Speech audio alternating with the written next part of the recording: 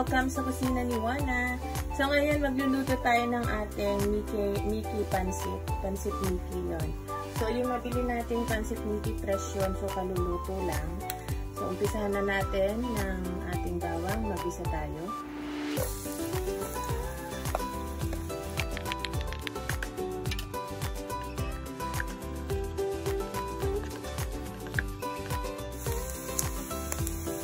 Sunod na natin yung ating sibuyas.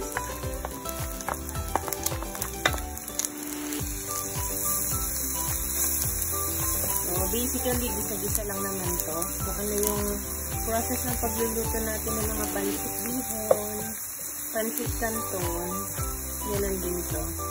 Actually, not sure with my pansit kasi yung ano hindi siya dry. Pero, pansit Mickey o pansit canton, whatever, basta pansit siya. Nasa family siya ng pansit.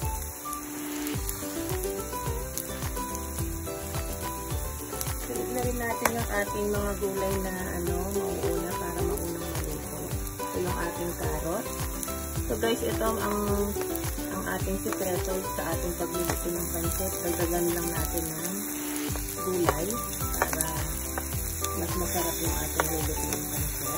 Tapos yung pag-sangkot ka ng ating mga ingredients, ilagay natin lahat yan. Ihuli natin yung yung red bell pepper natin at saka yung repolyo.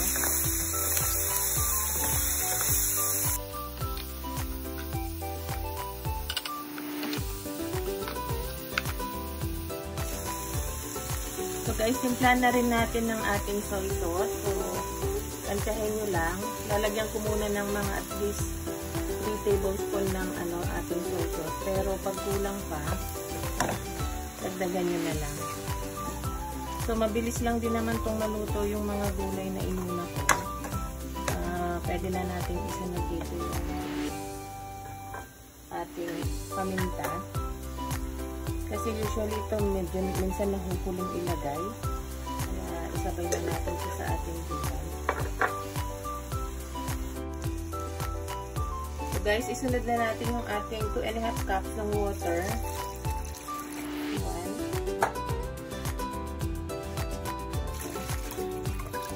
So yan, mga 2.5 cups siya ng ating water.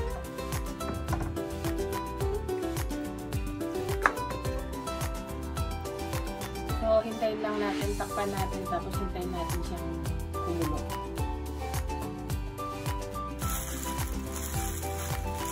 So guys, yan kumukulo na. Ihulog na natin yung ating fresh na Mickey pansit Mickey. So yan, 1 kilo yung ating lulutuin. So, medyo marami siya. Medyo nanigas nga, pero maano din naman yan. Maghihiwa-hiwalay din naman yan. So, ito, nabili ko to. Fresh siya. So, bagong luto. Usually, yung ginagawa kong pansit, yung pansit canton na dry, o kaya yung bihon. Okay, so, pero nagluluto rin naman ako nito, pero madali lang.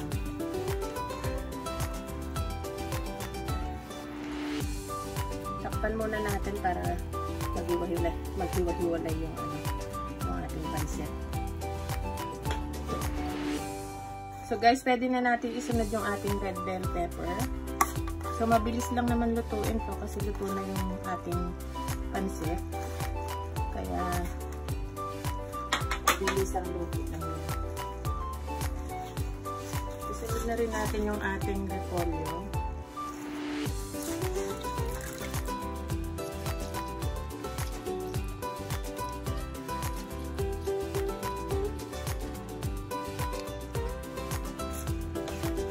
Guys, ayan, haluin lang natin ng saglit, then takpan ulit natin para maluto yung ating batch ng gulay na nahuli na nilagay dito. Takpan na natin.